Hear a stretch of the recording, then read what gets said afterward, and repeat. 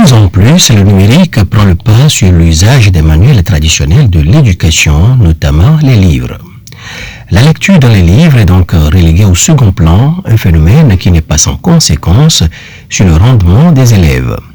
Pour pallier à ce dysfonctionnement et apporter sa pierre à l'édifice, SOS Village d'Enfants Togo a initié un programme dénommé Promotion de la lecture au cours primaire.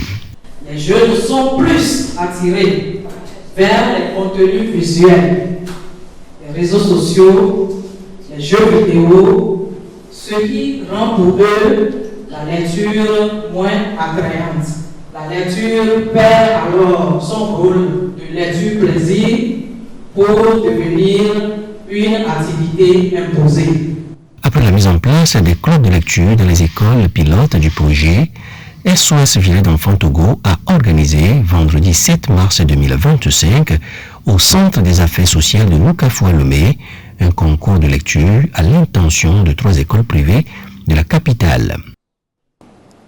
Je crois que vous avez tous deviné, nous allons en Afrique. Le conte se passe dans un pays africain avec beaucoup de montagnes, de forêts et de grottes mystérieuses. Plus précisément dans un village où habite une famille dans laquelle il y a 12 ans, à la 7e heure du 7e jour du 7e mois sont nés des jumeaux, un garçon et une fille. Les maîtres étaient moins attentifs et donc moins sévères que d'habitude. Mais après certains moments, les élèves commencèrent à s'ennuyer sans leurs parents. Et puis, aller à l'école était mieux lorsqu'on pouvait rentrer à la maison et revenir le lendemain. Le mystère de la pleine lune de Kiribokou. Le soleil s'était couché et la lune brillait, haute et ronde dans le ciel, au-dessus de Kiribokou, un petit coin du continent africain. Le village dormait depuis longtemps, à part le chef de ses conseillers qui s'était couché depuis à peine 1 heure. Ils avaient tous été convoqués. Conseillers, sages, notables, car l'approche de la pleine lune ramenait un problème qui durait depuis 3 mois.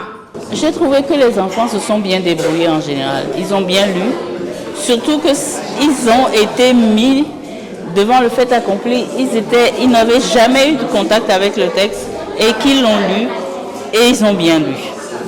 Donc moi je trouve que c'était bien. Si les écoles pouvaient continuer dans ce sens, ça fera vraiment des futurs Togolais qui sont très forts en lecture. À l'issue de l'exercice de ce premier concours, où les élèves ont été soumis à la lecture du livre Petit conte écolier de la Togolaise Gabi Enam, c'est Akora Bonnet Briand Otniel de l'école Boaka qui décroche le premier prix. Il sera suivi de Nianou Flora de la Mouette du Plateau, 2e, et de Sativi Samuel de l'école primaire laïque Le Tremplin. Je suis très content parce qu'on m'a donné beaucoup de prix et je vais apprendre.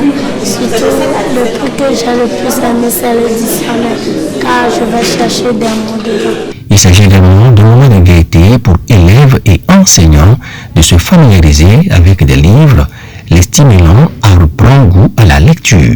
L'objectif même du projet promotion de la lecture au cours primaire est d'amener les élèves à s'intéresser de nouveau à la lecture.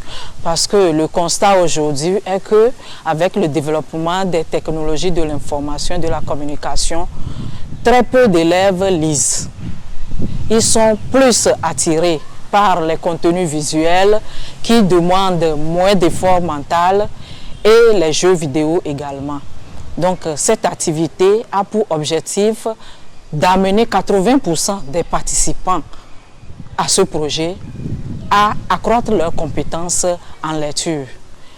L'activité vise également à sensibiliser les parents sur l'importance de la lecture et comment aussi amener les élèves à s'intéresser de nouveau à la lecture. Selon les initiateurs, plusieurs autres activités activités sont prévues dans les jours à venir, toujours dans le cadre de la mise en œuvre de ce projet promotion de la lecture au cours primaire.